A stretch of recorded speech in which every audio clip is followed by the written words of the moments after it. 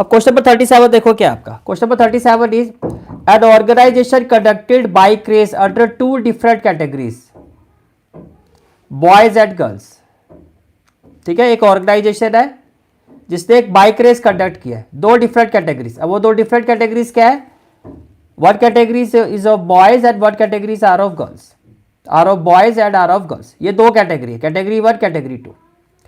In all there were 250 participants। अब total participants कितने थे इसमें? 250 थे। Among all of them finally 3 from category 1। यानी कि फाइनल देखो टोटल जो पार्टिसिपेंट्स थे वो तो 250 है, ये तो क्लियर हो गया। अब 250 में से 3 फाइनलिस्ट जो है वो कैटेगरी 1, अब कैटेगरी 1 है वो बॉयज की है, यानी कि 3 तो बॉयज सिलेक्ट हुए एंड 2 फ्रॉम कैटेगरी 2, और कैटेगरी 2 का मतलब फ्रॉम गर्ल्स, यानी कि टोटल 5 फाइनलिस्ट सिलेक्ट हुए, 3 boys and 2 girls. Among all of them 3 from category 1 and 2 from category 2 were selected for the final race। Ravi forms 2 sets B and G। Set B हो गया boys का, set G हो गया girls का। With these participants for his college project। ये clear हो गया, ठीक है। अब जो B सेट है इसमें 3 बॉयज है, B1 B2 B3, और जो G सेट है इसमें 2 गर्ल्स है, G1 G2, where B represent the set of boys and G the set of girls who were selected for the final race। Ravi decides to explore these sets for various types of relation and function, right? On the basis of the above information answer the following question। अब पहला question क्या है आपका, देखो first question is Ravi wishes to form all the relations possible from B to G। Ravi wishes to form all the relations possible from B to G। ये आपका B है और ये G है, B to G। Total number of relations कितने हो गए ये आपसे पूछा जा रहा है, बहुत सिंपल है ये तो। Ravi wishes to form all the relations possible from B to G। How many such relations are possible? How many such relations are possible? ये आपका क्वेश्चन है, ये आपका क्वेश्चन है। क्लियर हो गया, ठीक है। अब कैसे भी इस क्वेश्चन को अप्रोच करेंगे, फर्स्ट ऑफ ऑल देखो कि जो सेट बी है, ये सेट बी है, गिवन क्या है? Set B is equal to, set B में क्या है? B1 B2 B3, right. और set G having element G1, G2। Let's say set B में जो नंबर ऑफ एलिमेंट है ये हो गया m, तो m इक्वल टू क्या हो गया 3। और सेट जी में जो नंबर ऑफ एलिमेंट है ये हो गया n and n is equal to 2। अब आपसे पूछा गया total number of relation from B to G। अब आपसे क्या पूछा गया है? Total number of relation. तो ये हो गया पार्ट 1, ये हो गया पार्ट 1। तो आपने लिखा total number of relations, total number of relation, total number of relation from B to G, total number of relation from B to G। क्या होगा formula? 2 raised to power m into n, 2 raised to power m into n। तो ये क्या हो जाएगा? It will be equal to 2 raised to power, m की value क्या है 3 और n की वैल्यू क्या है 2, तो ये हो गया 2 raised to power 6। ये तो आपका फर्स्ट पार्ट का आंसर हो गया।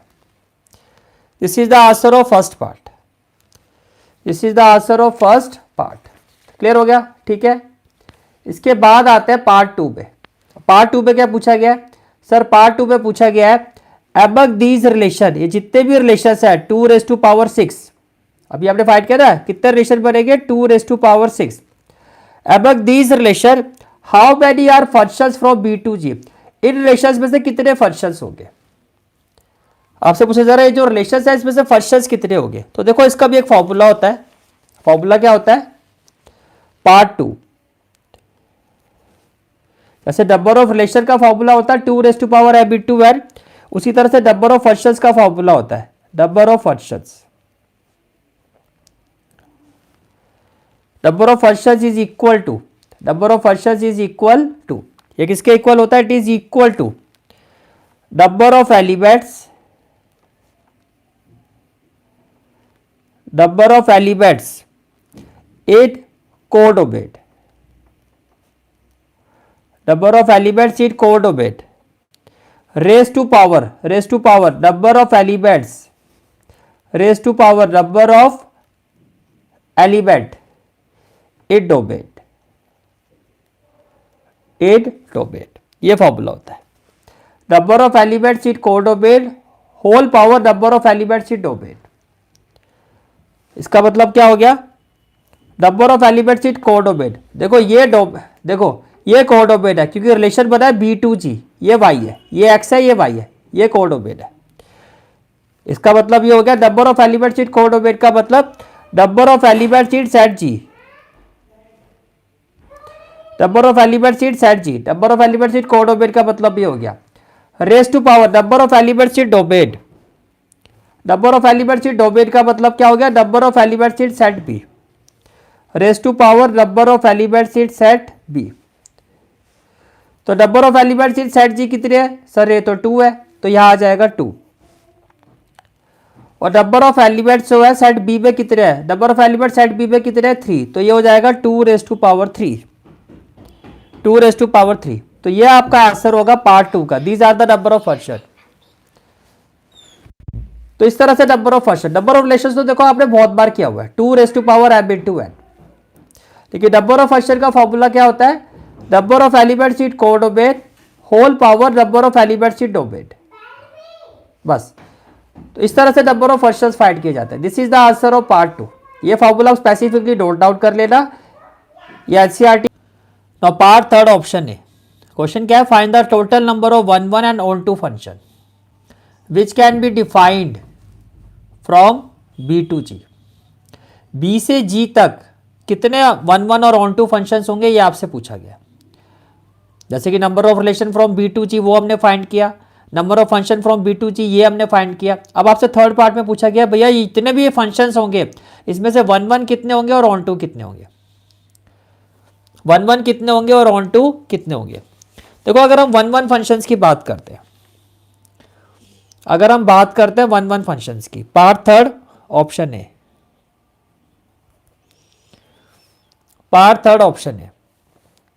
अगर यहां हम नंबर ऑफ 1 1 फंक्शन की बात करते हैं, नंबर ऑफ 1 1 फंक्शन, तो it will be equal to 0। अब आप कहोगे सर 0 क्यों?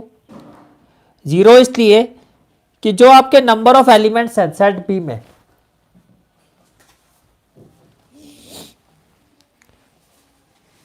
सेट B में कितने एलिमेंट है सर? सेट B में 3 एलिमेंट्स है। Number of elements in set B कितने हैं? 3। और number of element set G कितने हैं? 2। और फंक्शन जो है वो B to G की बात की जा रही है। ये x हो गया, ये सेट y हो गया, A to B, ये A हो गया, ये B हो गया। यानी कि ये जो B वाला सेट है इसमें नंबर ऑफ एलिमेंट जो है इससे कम है, तो in that case number of 1 1 function will be equal to 0। अगर इसमें नंबर ऑफ एलिमेंट्स इससे कम होंगे तो number of 1 1 function will be equal to 0। तो आप क्या लिखोगे? Here number of 1 1 function will be equal to 0। Reason क्या होगा? As number of elements, as number of elements in codomain, codomain का मतलब set B, that is set G, as number of elements in codomain, codomain क्या है यहां पे? Set G, as number of elements in codomain is less than, is less than number of elements in domain,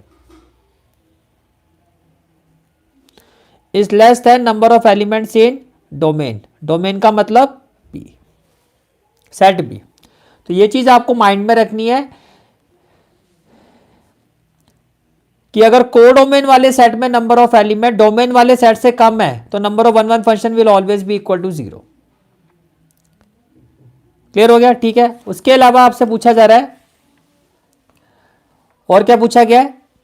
find the total number of onto function, find the total number of onto function. तो देखो total number of functions कितने थे, जब हमने total number of functions find किए थे, how many functions, तो ये हमारा आया था 2⁻3। तो number of onto functions कितने होंगे, here number of onto functions, here number of onto function, it will be equal to 2⁻3 -2। Sir -2 क्यों, अभी बताता हूं आपको क्यों मैंने माइनस किया। 2⁻3 क्या हो गया 8, 8 - 2 कितना हो गया आपका 6। अब ये दो फंक्शन कौन से माइनस किए गए, देखो भैया ये दो फंक्शन जो हमने माइनस किया है, ये आप इसको ऐसे समझो जैसे कि ये आपका सेट बी है, मैं इसको मैपिंग से समझाता हूं। इसमें जो एलिमेंट है वो है B1, B2 और B3, और ये आपका सेट G है, इसमें जो एलिमेंट है वो क्या है G1 और G2।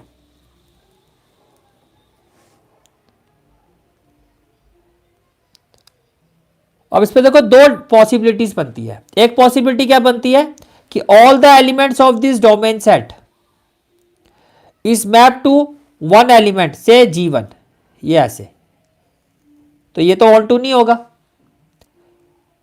इसमें जो है रेंज है वो लेस देन कोडोमेन हो जाएगी।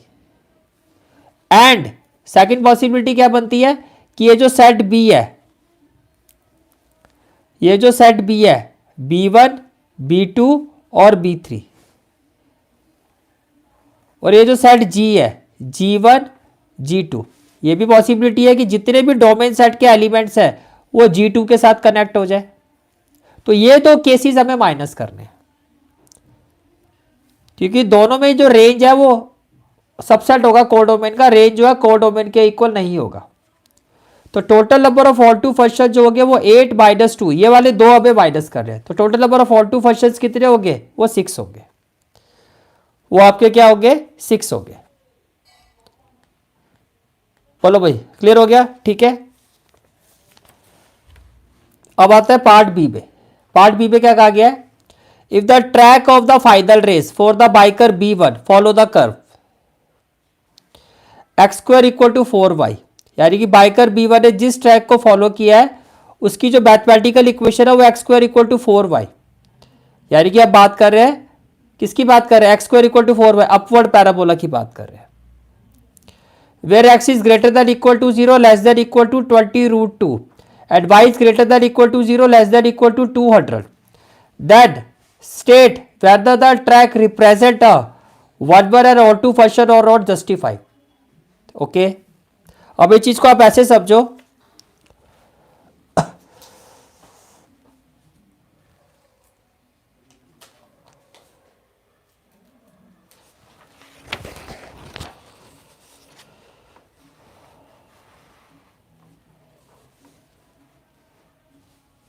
ये पार्ट थर्ड का और वाला क्वेश्चन है, ये हो गया पार्ट थर्ड, और ये इसका हो गया और वाला क्वेश्चन। देखो इक्वेशन ऑफ कर्व क्या है, x² = 4y, equation of curve क्या है x² = 4y। With respect to the question x जो बिलोंग कर रहा है, x किसको बिलोंग कर रहा है 0 to 20√2, क्लोज इंटरवल है, देखो इक्वल टू का भी साइड है 0 20√2, ये तो x की बिलोंगिंग है आपकी। और y किसको बिलोंग कर रहा है, अगर अब यहां पे देखें y किसको बिलोंग कर रहा है, तो आप कहोगे सर y बिलोंग कर रहा है 0 से लेकर 200 तक, तो यहां पे जो y है वो किसको बिलोंग कर रहा है, सर y बिलोंग कर रहा है close interval 0 to 200, y belong कर रहा है क्लोज इंटरवल 0 to 200। ये क्लियर हो गया, ठीक है।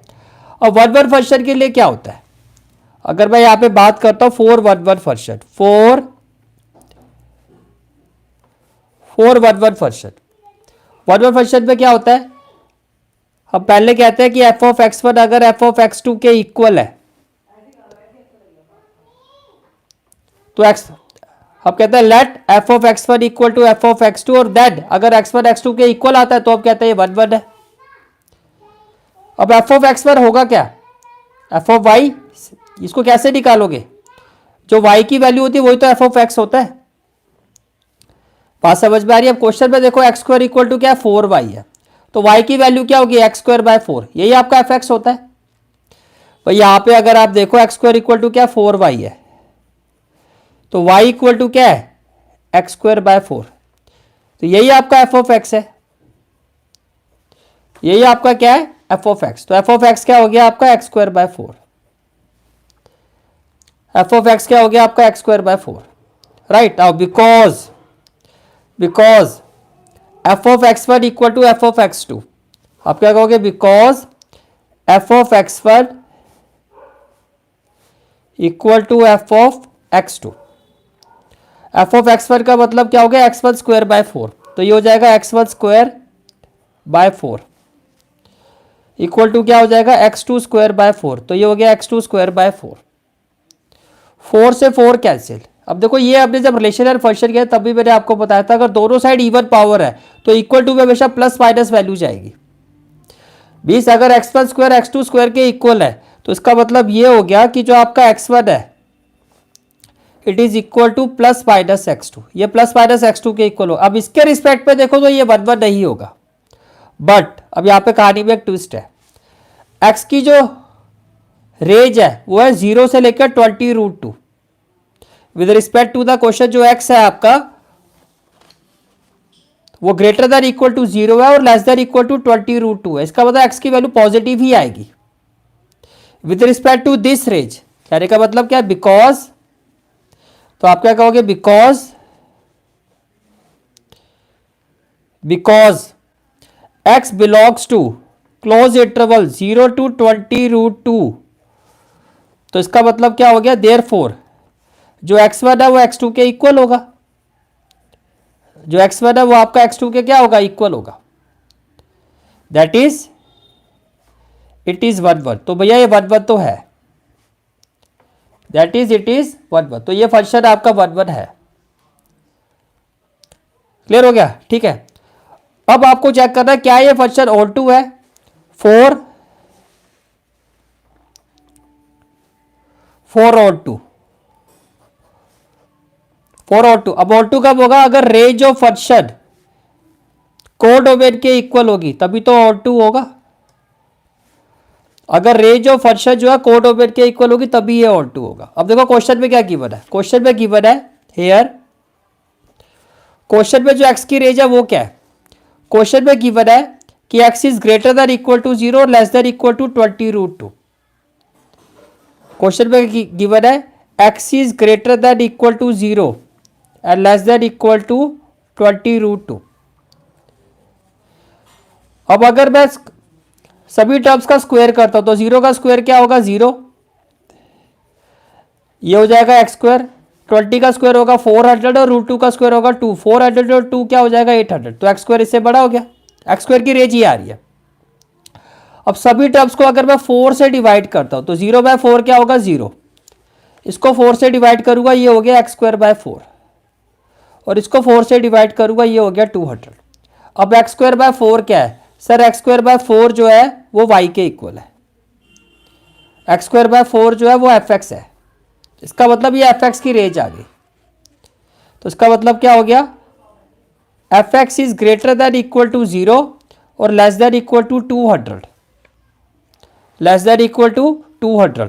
अब यही तो देखो y की with respect to the question, y जो है वो 0 ग्रेटर देन इक्वल टू 0 और लेस देन इक्वल टू 200 है, इसका मतलब जो रेंज है फंक्शन की वो कोडोमेन के इक्वल आ रही है, इसका मतलब क्या हो गया, because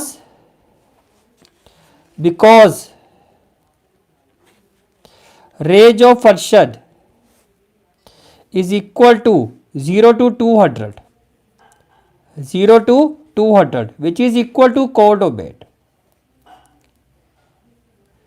which is equal to codomain। तो क्या होगा, therefore fx equal to, fx की वैल्यू क्या है सर, fx की वैल्यू है x square by 4, therefore fx equal to x square by 4 is odd 2, तो ये आपका ऑड 2 फंक्शन है। तो आप क्या कहोगे, therefore, we will say that therefore f x, therefore fx is both 1 1, fx is both 1 1 and fx is both 1 1 and odd 2, that is fx is bijective function. तो मैं ये बोल सकता हूं कि भैया fx जो है वो एक बाइजेक्टिव फंक्शन है, that is fx is bijective function. बोलो भाई, क्लियर हो गया क्वेश्चन? चले आगे, ठीक है।